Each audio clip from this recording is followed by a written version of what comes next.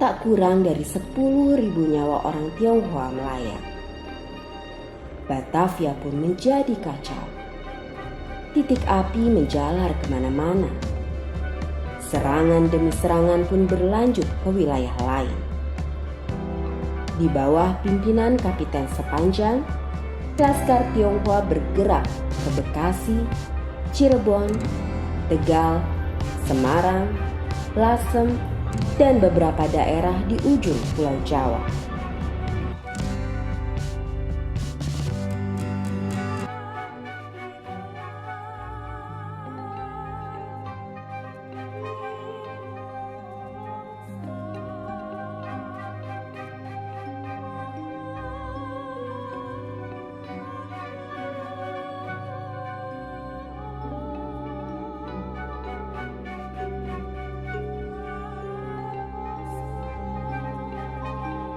Kartosura menika risak menika wontenipun pemberontakan pecinan utawi geger pecinan ingkang dipun pandhegani Raden Mas Garendi menika kapenah wayah Amangkurat III ingkang manggenipun menika wonten Semarang, penripun wonten Sunan Kuning.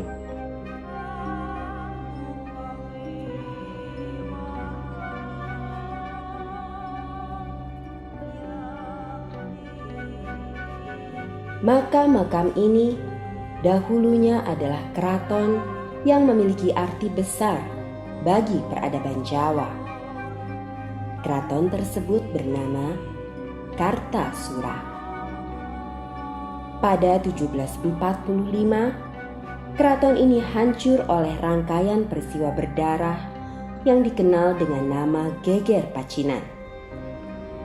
Geger Pacinan berawal pada 1690 di Batavia ketika Perserikatan Perusahaan Dagang India Belanda atau VOC menerapkan pembatasan terhadap jumlah imigran Tionghoa. Mereka yang tersisa menjadi objek pemerasan dan diskriminasi VOC. 7 Oktober 1740, pasukan Tionghoa mengambil sikap. Mereka menyerang wilayah VOC di Meester Cornelis Batavia atau yang kini disebut Jatinegara, Jakarta. Baku serang pun terjadi selama berhari-hari dan ia mencapai puncaknya pada 10 Oktober 1740. Di hari berdarah itu, Gubernur Jenderal VOC Adrian Falkenir memerintahkan agar 500 orang Tionghoa disembelih di depan Stadhuis yang kini dikenal sebagai wilayah Kota Tua Jakarta. Dalam 2 hari berikutnya, tak kurang dari 10.000 nyawa orang Tionghoa melayang. Batavia pun menjadi kacau. Titik api menjalar kemana-mana. Serangan demi serangan pun berlanjut ke wilayah lain. Di bawah pimpinan Kapiten Sepanjang, Laskar Tionghoa bergerak ke Bekasi, Cirebon, Tegal, Semarang, Lasem, dan beberapa daerah di ujung Pulau Jawa. Pada 1 Agustus 1741, pasukan Tionghoa ini tiba di Kartasura. Perasaan anti-kompeni pun menjalar. Beberapa bulan sebelumnya, yakni 13 Mei 1741, Sunan Pakubuwana II sudah bertitah kepada para pejabat keraton dan bupati untuk bersumpah setia serta bersiap mengusir kompeni untuk keluar dari tanah Jawa. Dan setelah Laskar Tionghoa tiba di Kartasura, Sunan Pakubuwana II menyatakan dukungan untuk bersama-sama melawan kompeni.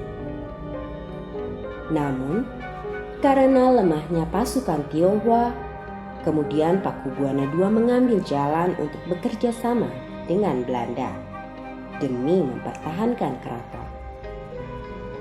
Sikap Sunan ini menyulut penyerbuan yang dipimpin oleh Sunan Kuning yang merupakan sepupu Pakubuwana II sendiri. Hingga akhirnya Pakubuwana II meninggalkan keraton. Ketika terjadi geger Pacinan di Kartosuro tahun 1741, nah dia lari ke Ponorogo.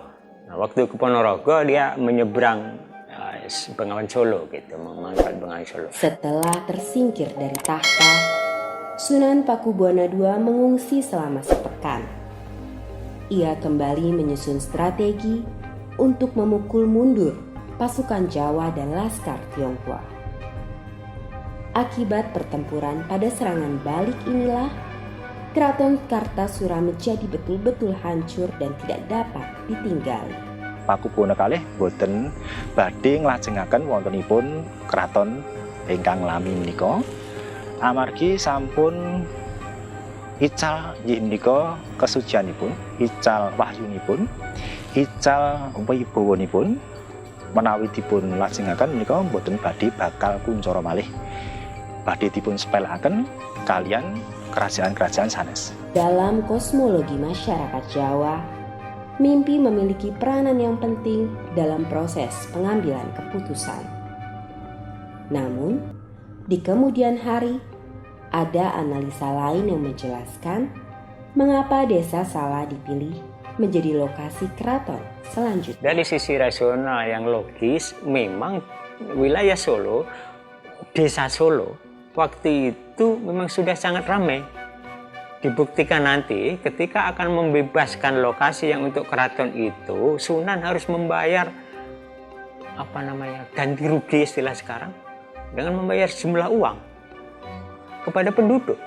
Rasionalitas yang kedua, Desa Solo, Kiai Solo itu mendapatkan penghasilan rutin itu dari memungut para pedagang yang bersandar di pinggir Bengawan Solo. Ada 2 bandar sungai yang itu tempat bersandarnya pedagang-pedagang, itu selalu dipungut pajak.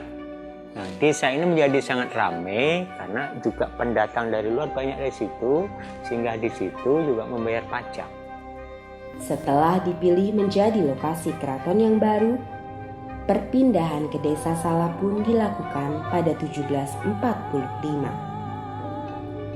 Kereta yang dikendarai Pakubuwana II ini menjadi saksi dari peristiwa perpindahan Keraton Kartasura ke Surakarta yang dipimpin oleh Sang Sunan.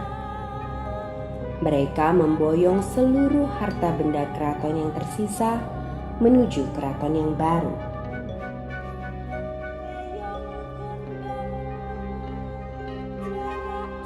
Lokasi ini berdekatan dengan benteng milik VOC. Benteng ini kini dikenal dengan nama Benteng Vastenburg.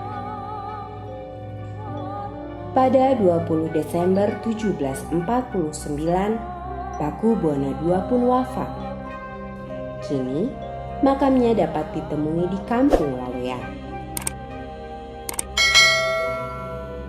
Keraton Surakarta Hadiningrat yang dibangun oleh Pakubuwana II ini hingga kini tetap berdiri dan ditetapkan sebagai cagar budaya sejak masa Republik Indonesia. Sementara itu, berbeda dengan Keraton Surakarta, jejak Kartasura yang menjadi cikal bakal Surakarta terbenam ilalang panjang. Puing-puingnya berganti menjadi makam pekuburan nan sunyi.